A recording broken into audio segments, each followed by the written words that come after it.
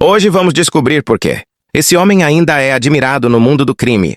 Até os dias de hoje. Pablo Emílio Escobar. Gaviria nasceu em Rio Negro, no dia 1º de dezembro de 1949 e morreu em Medellín, em 2 de dezembro de 1993. Foi um traficante e narcoterrorista colombiano. Fundador e único líder do cartel de Medellín, apelidado de o Rei da Cocaína, Escobar é considerado o criminoso mais rico da história. No auge, seu patrimônio era estimado em 30 bilhões de dólares, o equivalente a mais de 70 bilhões hoje. Seu cartel monopolizou o tráfico de cocaína para os Estados Unidos nas décadas de 80 e 90. Nascido em Rio Negro e criado em Medellín, Escobar estudou brevemente na universidade, mas abandonou os estudos para entrar no crime. Começou pequeno, vendendo cigarros contrabandeados, bilhetes de loteria falsos e roubando carros. Nos anos 70, passou a trabalhar para traficantes, sequestrando pessoas por resgate. Em 1976, fundou o cartel de Medellín e criou as primeiras rotas de contrabando de cocaína para os EUA. No auge, enviava de 70 a 80 toneladas por mês. Virou um dos homens mais ricos do planeta, mas também um dos mais violentos. Lutou contra cartéis rivais, ordenou massacres, assassinatos de policiais, juízes, políticos e civis. Transformou a Colômbia na capital mundial do homicídio. Mesmo assim, em 1982 foi eleito suplente na Câmara dos Representantes. Construiu casas, campos de futebol e ajudou os pobres das favelas, ganhando popularidade. E o apelido de Robin Hood para muitos. Suas ambições políticas foram bloqueadas pelos governos colombiano e americano. Em retaliação, acredita-se que ele tenha ordenado o atentado ao voo Avianca 203 e ao prédio do DAS em 1991. Antes de se tornar o líder do cartel de Medellín, Pablo Escobar iniciou sua carreira no crime com pequenos delitos e o contrabando de mercadorias legais. Suas atividades iniciais incluíam contrabando de equipamentos. Ele contrabandeava aparelhos de som, aparelhagem de som estéreo, eletrônicos e outros eletrodomésticos para a Colômbia. Mercadorias diversas. Além de eletrodomésticos, ele atuava no mercado negro de álcool e cigarros. Outros delitos prévios. Escobar também esteve envolvido no roubo de carros, venda de diplomas falsos e até no roubo de lápides de cemitérios para revenda. Foi somente em meados da década de 70 que ele migrou para o tráfico de cocaína, aproveitando as rotas e a experiência de logística que já possuía com o contrabando de mercadorias. Não é verdade que todo mundo apoiava o narcotráfico. Embora Pablo Escobar e outros traficantes tivessem uma base de apoio significativa, em certas camadas da sociedade, a Colômbia estava profundamente dividida e muitos setores lutavam ativamente contra eles. O apoio ao narcotráfico, especificamente a Escobar, era complexo e se dava principalmente por ação social e assistencialismo.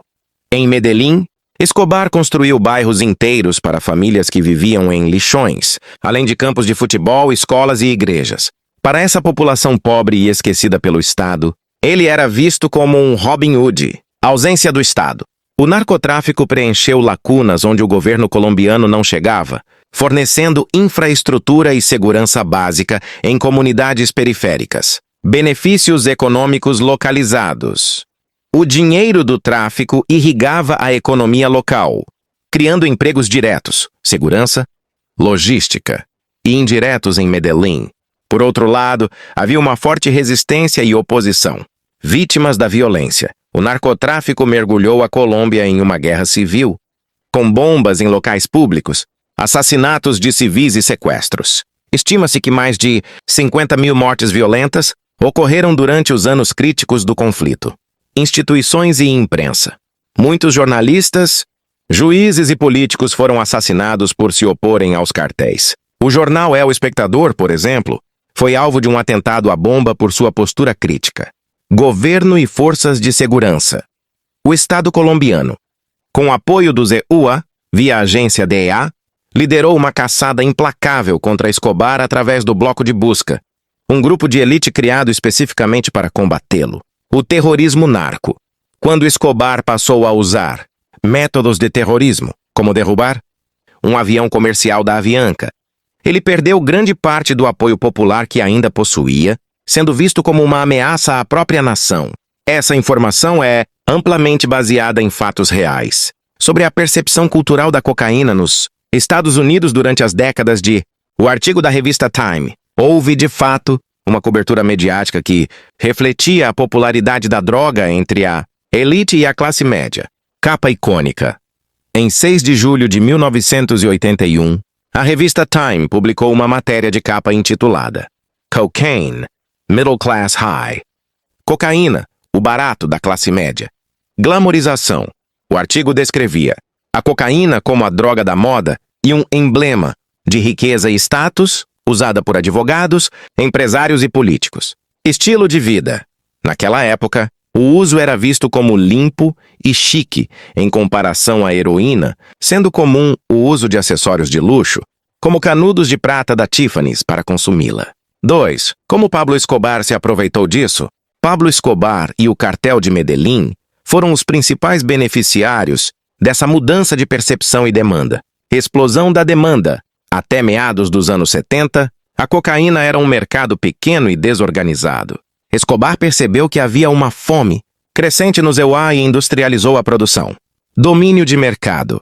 Ao transformar o tráfico em uma operação logística de larga escala, o cartel de Medellín passou a controlar cerca de 80% do mercado mundial de cocaína. Lucros absurdos no auge. Estima-se que Escobar enviava de 70 a 80 toneladas de cocaína por mês para os EUA, gerando lucros de aproximadamente os 420 milhões de reais por semana. Essa era de ouro da cocaína, como droga recreativa de luxo, terminou no final dos anos 80, quando a epidemia do crack, uma versão mais barata e devastadora da droga, mudou drasticamente a opinião pública e a resposta policial nos Estados Unidos. A prisão de junho-julho de 1976 é um dos marcos mais importantes da história de Pablo Escobar, por 2 motivos principais. A famosa foto e a demonstração de seu poder de corrupção. A origem da famosa foto, mugshot, foi nessa prisão que foi tirada a icônica fotografia de Pablo Escobar sorrindo para a câmera policial. Na época, ele foi detido com seu primo, Gustavo Gaviria, e outros cúmplices transportando cerca de 18 quilos de pasta de cocaína, escondidos no pneu sobressalente de um caminhão.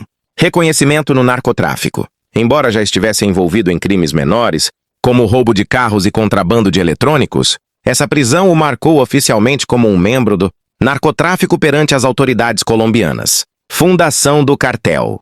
Foi nesse mesmo ano, 1976, que ele fundou a organização que viria a ser conhecida como o Cartel de Medellín. Expansão. Após essa prisão, Escobar percebeu que precisava de uma estrutura maior e começou a organizar rotas aéreas através das Bahamas para os Estados Unidos. O início da corrupção sistêmica. Escobar não ficou preso por muito tempo. Ele tentou subornar os juízes e, quando não conseguiu, ordenou o assassinato dos agentes que o prenderam. O processo acabou sendo arquivado após o desaparecimento de documentos e a intimidação de oficiais, o que deu a ele a confiança de que poderia dobrar o sistema judiciário colombiano à sua vontade. A revista Forbes estimou a riqueza de Pablo Escobar em cerca de 3 bilhões de dólares em seu primeiro ranking internacional dos bilionários em 1987 e em 1989. Essa estimativa permanece em 3 bilhões de dólares, o que o colocou como o 7º homem mais rico do mundo naquele ano.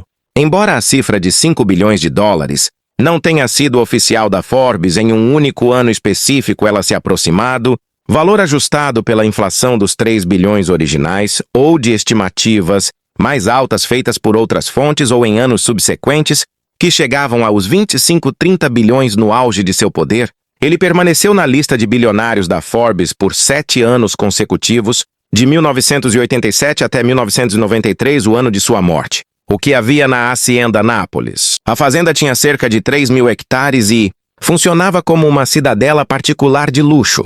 Zoológico exótico. Escobar importou animais de todo o mundo, incluindo hipopótamos, girafas, elefantes, rinocerontes, zebras e camelos. Logística de transportes. Possuía um aeroporto privado com pistas de pouso e decolagem, além de uma frota de carros de luxo e aviões. Lazer extravagante. A propriedade contava com lagos artificiais, estátuas de dinossauros em tamanho real e uma praça de touros. Entrada icônica. No portal de entrada, Escobar instalou uma réplica do avião Piper que ele usou em sua primeira grande entrega de cocaína aos Estados Unidos. Exportação de drogas, sim. A fazenda era um ponto estratégico para o tráfico. Centro de distribuição. A partir das pistas da Hacienda Nápoles, aeronaves carregadas de cocaína partiam em direção aos Estados Unidos, muitas vezes fazendo escalas no Caribe ou em ilhas como as Bahamas. Logística integrada.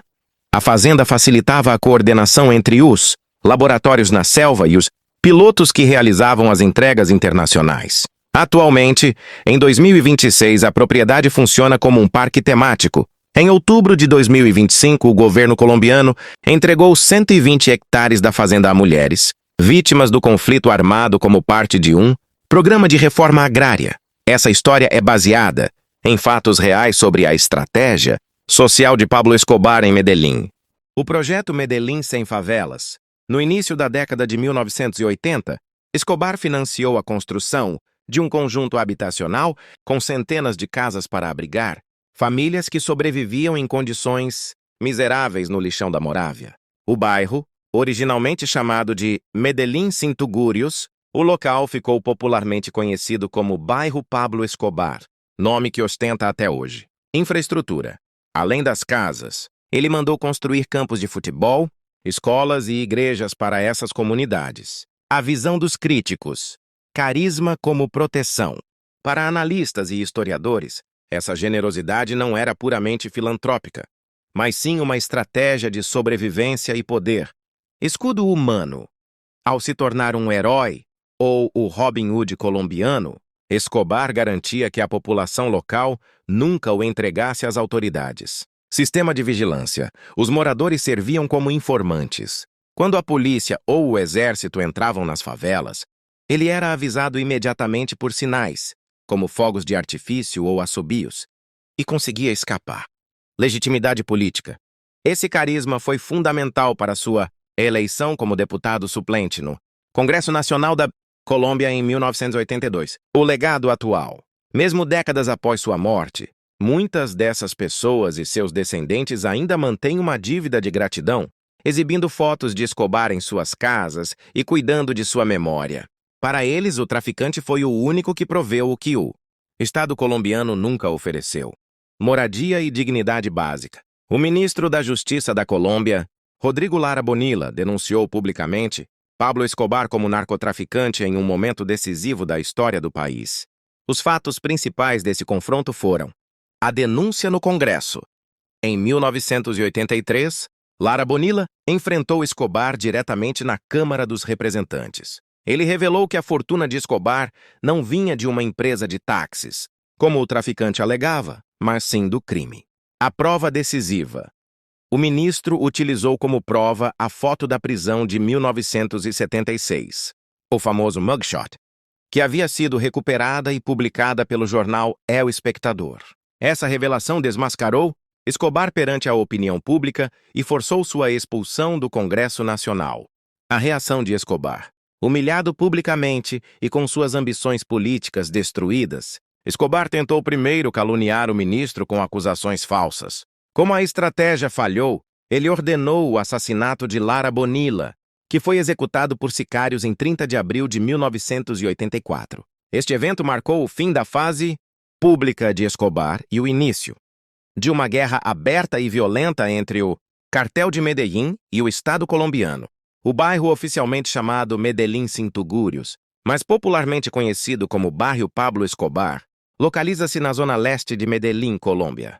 Contexto e história. Fundação. Foi criado na década de 1980 por Pablo Escobar, que financiou a construção de cerca de 443 casas para famílias extremamente pobres que viviam em um lixão da cidade. Nome oficial. A Prefeitura de Medellín não reconhece oficialmente o nome Pablo Escobar, utilizando a denominação Medellín Sin Tugurios. Veneração. Devido às benfeitorias, muitos moradores ainda veem Escobar como um benfeitor ou santo, mantendo murais, altares e fotos em sua homenagem. Turismo e visitação em 2026. Atualmente, o bairro faz parte dos chamados narcotours em Medellín. Embora o governo local tente promover uma imagem da cidade focada na resiliência e inovação.